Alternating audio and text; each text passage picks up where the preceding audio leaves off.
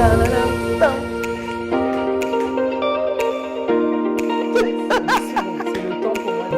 de... On a fait un tournage.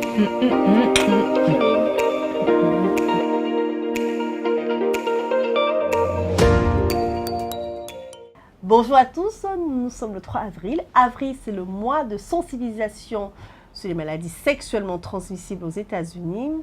Lors du festival Radical Self-Care Afropunk de décembre 2018, Angela Davis, elle a dit ceci. Quiconque souhaite changer le monde doit également apprendre à prendre soin de lui ou d'elle ou de la communauté. Je trouve le propos d'Angela Davis vraiment intéressant. En tout cas, sa citation, sa réflexion sur le fait de prendre soin de soi. Et j'ai repensé à la discussion que nous avons eue sur l'infidélité.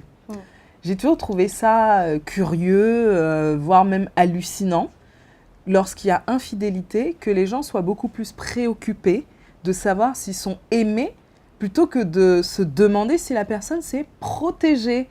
Et je souhaitais te partager justement on va dire, ma perplexité et savoir ce que toi tu en pensais. C'est très bien, tu l'es soulevé. Effectivement, rares sont ceux qui abordent ouvertement la santé sexuelle. Parler lors d'un dîner. Même dans un lit. Oui. De syphilis, de gonorrhée, de chlamydia, c'est un peu délicat. C'est un peu délicat. Et aujourd'hui, les couples vont plus se focaliser effectivement sur l'infidélité, qui a vécu comme un pire échec. Les gens préfèrent... C'est plus facile de vivre le fantasme du couple parfait que d'entretenir son couple. Et une maladie sexuellement transmissible, on peut la cacher. Alors qu'une infidélité, on peut, à un moment donné, facilement le voir. On peut t'attraper à un moment donné. Donc, voilà. Et aussi, l'histoire et les époques, en fait, nous renseignent les raisons pour lesquelles, effectivement, l'infidélité est vécue de manière douloureuse par les couples. En 19e siècle, par exemple, c'est quelque chose qui m'a assez surprise. Le couple, en fait, la notion vraiment d'existence du couple nécessitait une périodicité des rapports sexuels. D'accord. Voilà. Très bien. Donc un couple existait parce qu'il y avait rapports sexuels. Exactement, tout à fait, tout à fait. Et c'est vraiment jusqu'en 1975 que l'infidélité a été sortie du code pénal. Comme faute ? Comme faute, tout à fait. D'accord, c'est assez étonnant, mais c'est aussi très intéressant de réaliser que le mariage, en fait, c'est une affaire sérieuse et c'est pas qu'une affaire de deux personnes, puisque l'État régit les liens matrimoniaux, que ça allait même jusqu'à être inscrit au niveau donc, du code pénal. C'est-à-dire qu'on était infidèle, c'était une faute. Bon. Et aujourd'hui, c'est quoi l'état des lieux alors du mariage ? Aujourd'hui, si on prend les chiffres publiés par l'INSEE de 2017, il y a eu 228 000 mariages qui ont été célébrés, 221 000 mariages pour les personnes de sexe différent. Et 7 000 mariages hétérosexuels. Tout à fait, et 7 000 de même sexe, en fait. Et il y a eu une baisse par rapport en 2016 de 5 000 mariages célébrés pour les personnes hétérosexuelles. D'accord, très bien. Et en 2016, on enregistrait 128 000 divorces. Le chiffre de 2015, c'est à peu près 123 000 divorces. D'accord. Donc voilà, on a un taux de divorçabilité pour 1000 habitants de 1,92 en fait. D'accord. Donc voilà. Ok. Mais justement, quand on parle de divorce, il est dit que c'est souvent initié par les femmes à cause de l'adultère. Et je voulais savoir, ça m'intéressait de savoir, toi, imagine demain, ton mec, il te trompe. Ce serait quoi ta réaction ? Est-ce que toi, tu serais beaucoup plus heurtée à cause de la liaison ou alors tu te soucierais davantage de savoir si c'est protégé dans la relation ? Moi, déjà, si ça m'arrive, c'est vrai qu'il y a le côté l'ego. Voilà, mon ego sera vraiment atteint quand même. Voilà, exactement. Après, tout de suite, après ça, je penserai à la santé sexuelle. D'accord. Voilà, je penserai à la santé sexuelle. Je demanderai, ça fait combien de temps que la relation dure, en fait, si c'était sérieuse.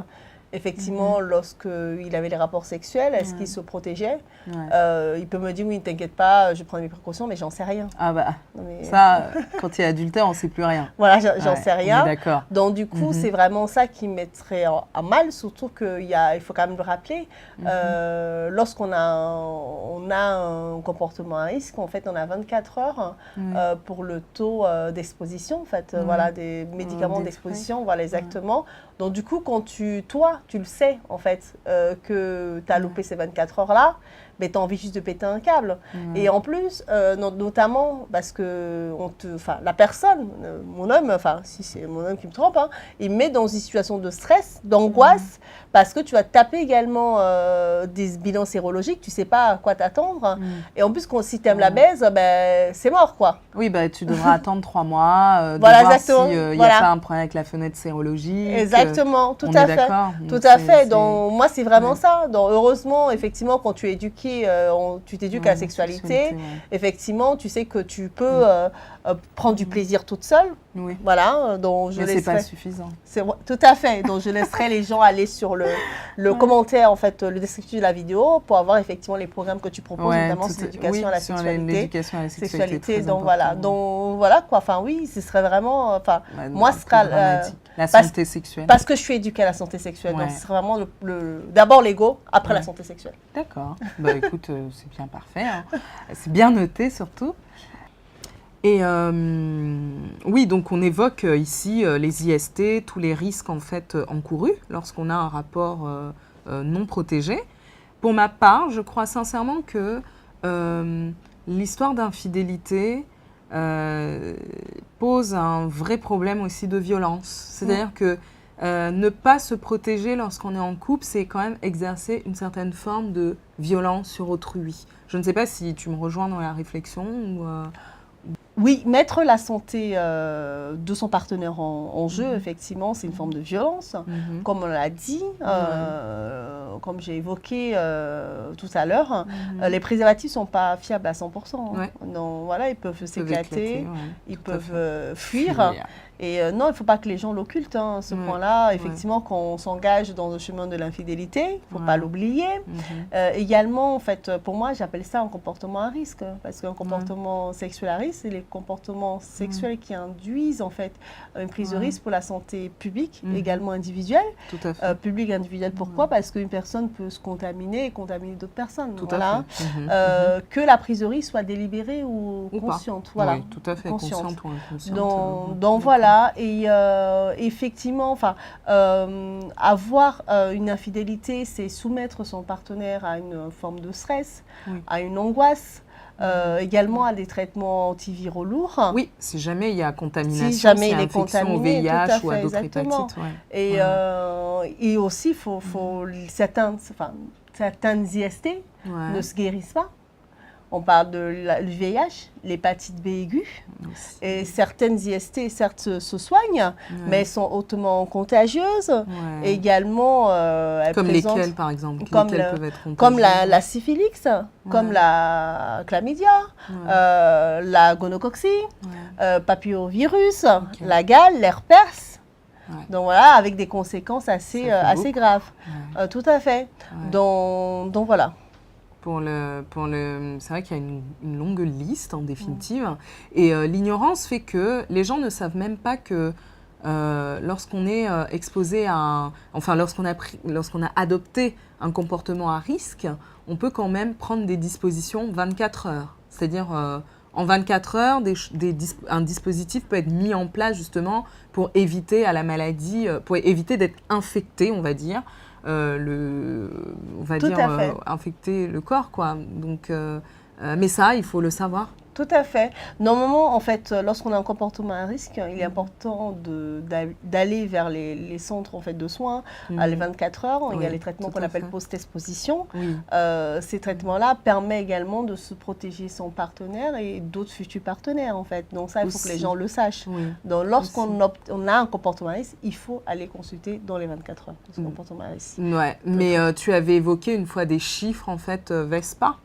Et c'était quoi ces chiffres, en fait, justement, concernant les IST et tout ça? En fait, les chiffres, c'est une enquête qui a été réalisée par VESPA, par l'INPS, en fait, l'Institut de la santé publique, en fait, National de la santé publique, notamment sur les personnes à comportement à risque.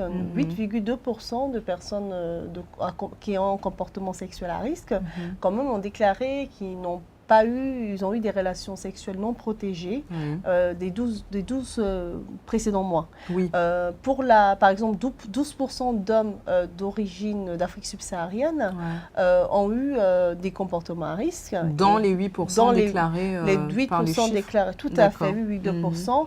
Et pour les personnes homosexuelles, c'était 8,7%. 8,7%. Tout à fait, les chiffres, voilà. On reste toujours, en fait, dans les 8%, le gros panel de 8%. Tout à fait. Et dans les 8%, c'est les 12% de 8, quoi. Voilà, c'est ça. C'est ça, les 12%, tout à fait. Oui, qui exactement.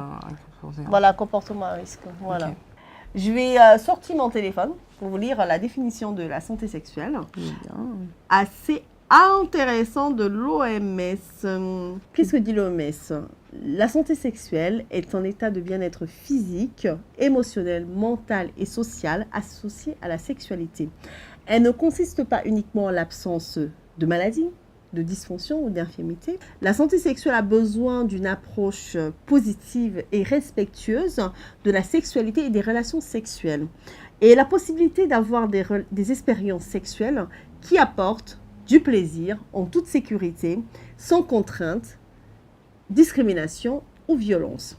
Afin d'atteindre et de maintenir la santé sexuelle, les droits sexuels de toutes les personnes devraient être respectés, protégés et assurés. Ben c'est parfait, la définition de l'OMS. Tout à fait. On parle de plaisir, on parle de respect de l'autre, on parle de bienveillance. Tout à fait. Ah ben moi, je valide. Sans discrimination et sans violence. Tout à fait. Ouais. C'est une très belle conclusion. Exactement. On prend le thé. Tout à fait. Je préparais du thé au jasmin. Ah, j'adore le thé au jasmin. Merci après. Donc, on va dire à tout le monde au revoir et bye bye dans 2 semaines. À dans 2 semaines. On vous embrasse. Ciao, ciao. Ciao.